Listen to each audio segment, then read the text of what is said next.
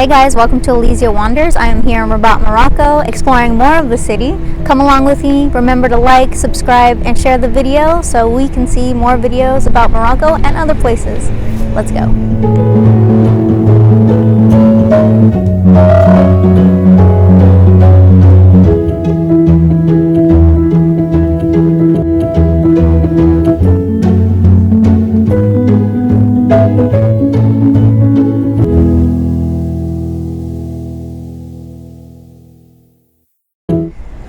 Okay, we're starting today in the old Medina, Bab El Had, one of the most important doors in the old Medina. Because it's in the city center, it would allow access to soukas, which is a souk, a public market to where you could buy merely anything. Okay, so you might be wondering, what is a souk? A souk is something similar to what we have as a farmer's market. It's usually when the farmers from villages or nearby towns come and they bring the produce, any goods that they might have. Even people in distant cities that would bring textiles would come and sell them here in that public market. We call it Bab El Had because Had means Sunday, and that's when the weekly market would happen.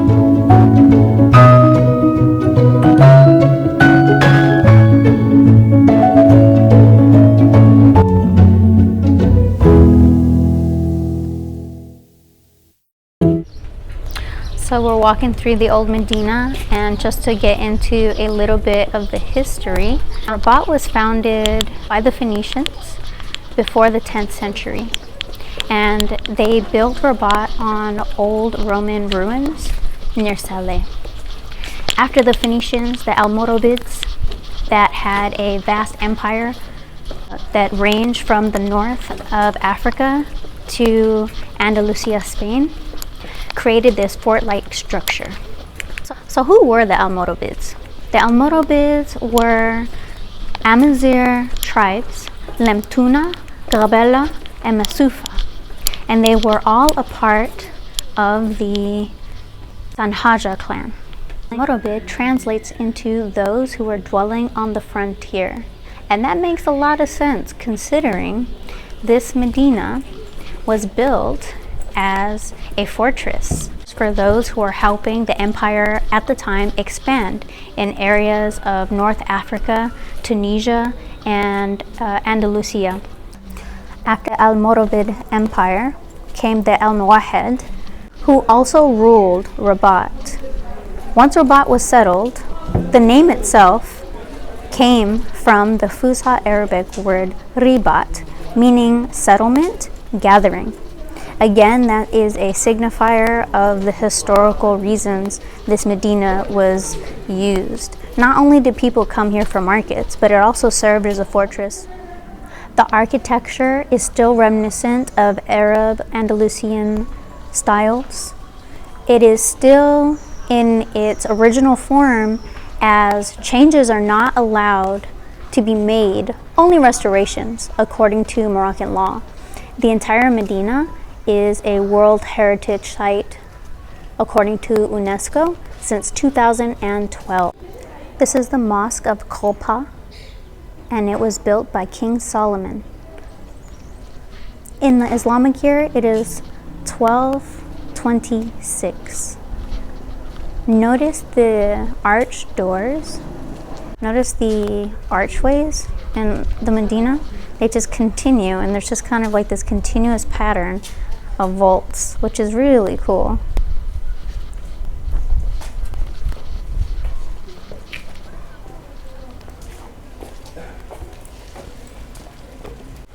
Alright guys, well now that we've taken a look at some of the architecture and a little bit of the history of Rabat and its old Medina, let's go check out the cultural signifiers of handcrafts of the old Medina.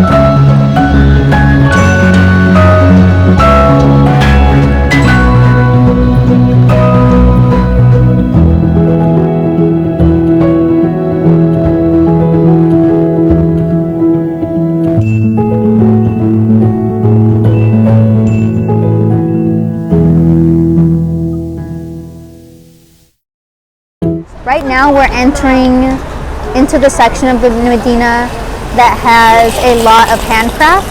As you can see, we have Amazigh carpets with floral and diamond patterns. And they often have a big space of color. That is actually really famous for the Amazigh carpets that are sold in Rabat. These carpets are so intricate and they are hand woven out of wool. And they are often dense, but a lot of the times you can get them in different weights. They could be dense. Some of them are made to endure the cold Atlas Mountains, and some of them are created to rest well on the desert floor. They flourished in terms of dye work in the 13th century. There were hundreds of weavers and embroiderers in that time making carpets, and as you can see, till this day they have such a rich variation of colors, styles, symbols. Okay guys, and another part of Moroccan culture and craft is weaving. It is an art that is over 6,000 years old, and there is this temporary shop in the Medina because they are restoring the other section where you would usually find these crafts. However, we found a merchant of this craft. So as you can see there's baskets, cat houses, hats, weaves where you can hang plants. You have purses, mats, you have dye work, and even some of these baskets here with yarn and different colors. Let's check out. Assalamu alaikum. شنو سميتك؟ اسمي إدريس. إدريس. متشرفين إدريس. شهر هذه 80 dirham. So this nice purse with a sushia. It's a very nice design. It is about €6, $8 more or less. I think I'm gonna go with this one. It's very beautiful. Maybe we could ask him a few questions. How long has he been selling? And selling these crafts since the 60s. How wonderful. Okay, I'm surely going to be a patron of this one. Check his shop out. It's usually where? So around the end of the year, Idris will be moving to the restored part of the Medina where he usually sells his crafts. Keep a lookout for his goods, baskets, and woven artisanal pieces. طيب بغيت هذه. شكرا. Oh cool, I got myself a little bag. Wonderful. Shukran. Okay, so I like the Medina and Rabat because you can see a lot of cool stone roads that were put in piece by piece. It kind of has like this mosaic style. You also get like a lot of the cool walls that have rocks that are put into the cements. You also have like a lot of cool tile work that is put into the wall. It's a neat feature. You really feel like you're brought back into like the 12th century. You also get farolas as like a light source.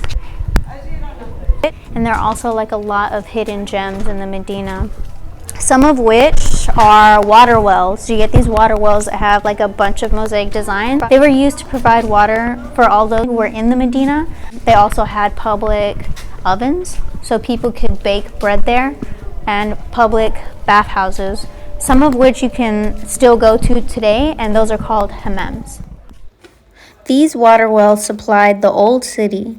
Any runoff water was left in the basin for animals, and no water went to waste. You can also see that there are very intricate mosaic patterns on this well. Two different patterns, in fact. There's one on the basin, and they are triangular tiles, which create squares, and there are other ones in the actual water well, which have more like floral patterns.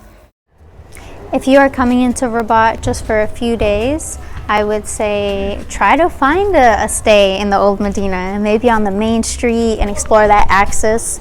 So again, take Bab El Had as your landmark, and from there you can go straight or you can make a right. So you kind of have this axis, and the Medina is pretty much a grid system. Sometimes you get forks in the road, but start out with those two main streets and you'll come across food, jewelers, herbs, essential oils, all sourced in Morocco. And then on the other street you find handmade crafts, leather goods, etc. So explore those two axes and then make your way through the Medina. If you are an expat, it's so nice to walk through here, do some sketches if you're an artist. Speaking of artwork, what do we got here?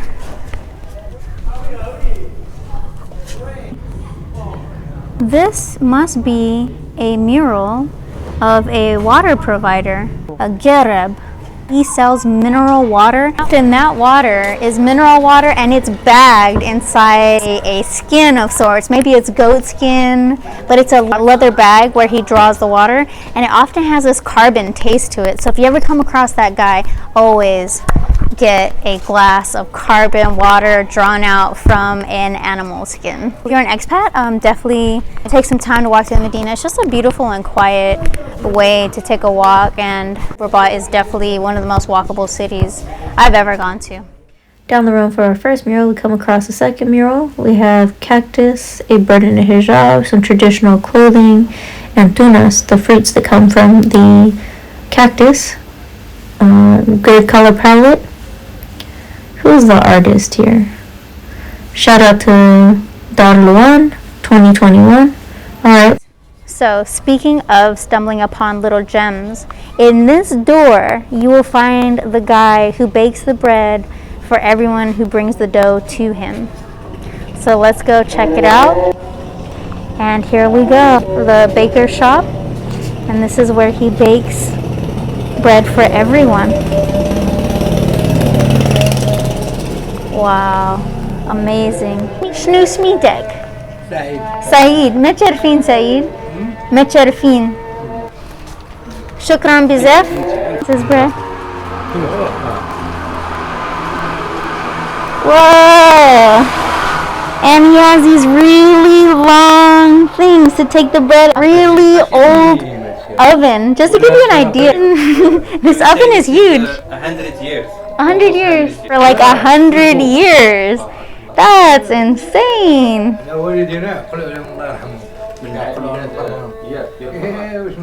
Wow. زعما الوالدين ديالي القران ديال مولاه طبعا كبرنا معاه. How does he make the fire? That's insane.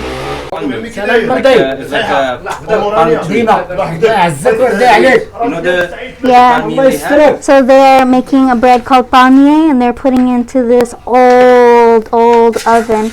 Look at that long. Look, they put everything in there. Bread, sweets, chicken, pastilla. Wow. They even put sheep in there. Wow, that's so amazing.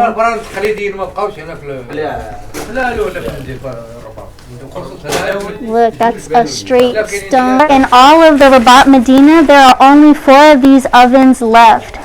How much bread do they bake in one day?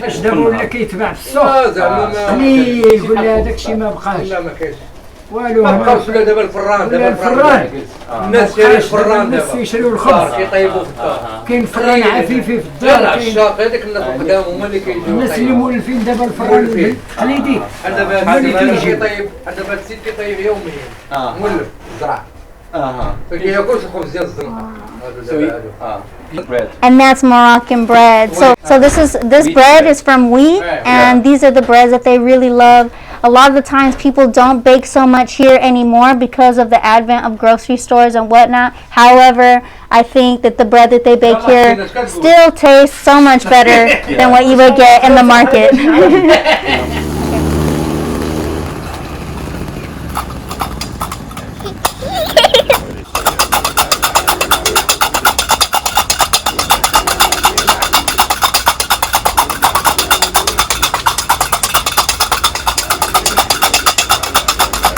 Did you know a lot of the leather books bound in Europe in the 16th century was actually made out of Moroccan leather? Yeah, so as you can see, the leather in Morocco has been distinguished early on as a high quality commodity, and it is at the essence of some of their trade and luxury goods. A lot of the leather you can buy is turned into wallets, belts, bags, furniture, clothes. And what's nice to know about the leather in Morocco is that it does come from animals, but no part of the animal goes to waste. Every single part of the animal is used for one purpose or another. In particular, the leather that is sourced is selected, dried, and sent to tanneries. Once they are sent to tanneries, they are put into different baths for their first staining. And this process takes a while. Because it's such a meticulous process and it's natural for the most part, this is what makes Moroccan leather good quality. I want to have a sample. What other ones do you have? Are these all Moroccan silver? Yes. Okay. This one has. Oh, those ones? Yes. Okay, let me see. They're pretty heavy. Yes, come.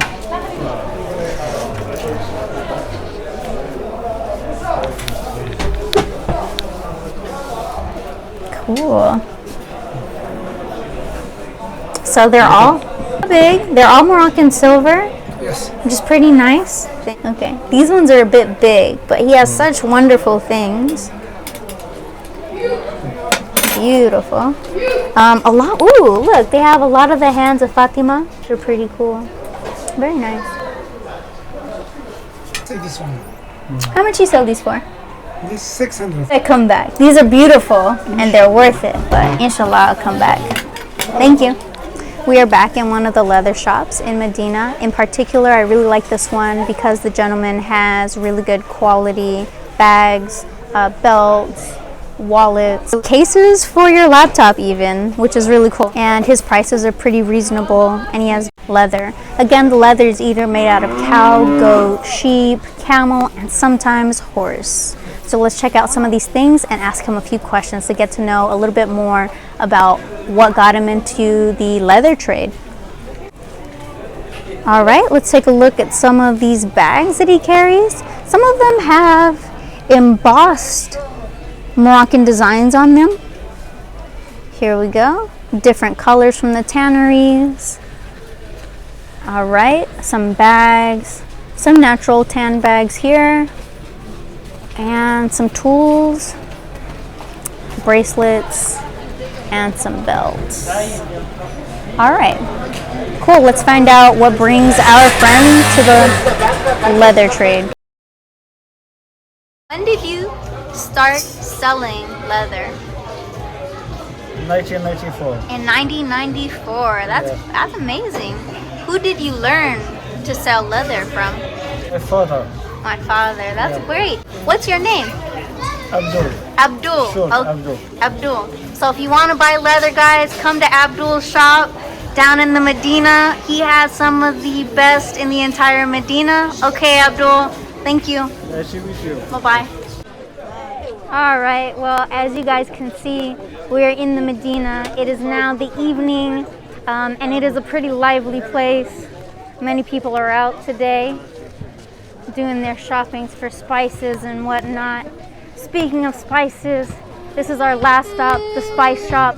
Let's see what kind of spices are in Morocco. Let's go.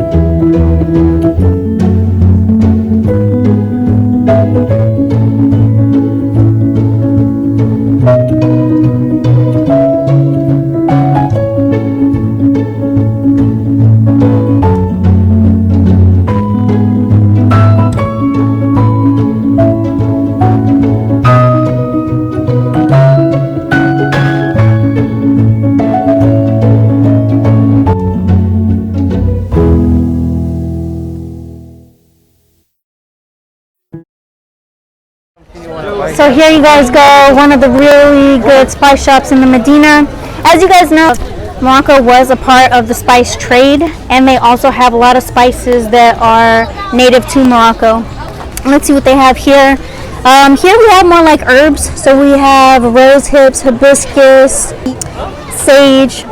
We got natural sponges for the body, actually a mineral lipstick that is only made in Morocco for women to decorate themselves with, and it is very unique to Morocco. You'll not find it anywhere else. Eyeliner. What do we got here? I believe this is from the trees. We have bay leaves. Okay. Oh, and these are really cool. Actually, they serve as a toothpick, and believe it or not, the other end, like a toothbrush that you can use. You just pick one of them off, and you can floss your teeth with them. They have camomiles.